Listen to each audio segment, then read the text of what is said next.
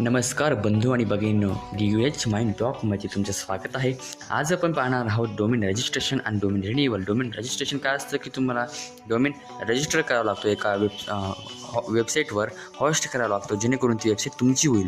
तुम्हाला तुमचं युनिक नाव सिलेक्ट करावं लागेल, जे की कोणाचंच असायला नको. नंतर तुम्हाला ते रजिस्टर करण्यासाठी एक वेबसाईट सिलेक्ट करावं लागेल, जसे की GoDaddy सारखी रेप्युटेबल पाहिजे ती, आणि तिची सर्व्हिसेस बघायची की आपल्याला सर्व्हिसेस नेमके कोणते घ्यायचे, किती वर्षासाठी ती होस्ट करायची, तशी पे करावं लागतं आपल्याला.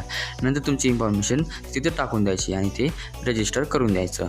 नंतर रिन्युअल काय असतं? रिन्युअल म्हणजे तुमचं डोमेन रजिस्ट्रेशन झालं, पण तिला आता आपल्याला रिकवर करत राहायचं, म्हणजे तिला आपल्याला ती आपली स्वतःची असायला पाहिजे, कारण आपण ती रेंट केली आहे, ती आपली स्वतःची झाली नाही, ती आपलीच असायला पाहिजे. म्हणून आपल्याला पैसे पे करावे लागत असतात.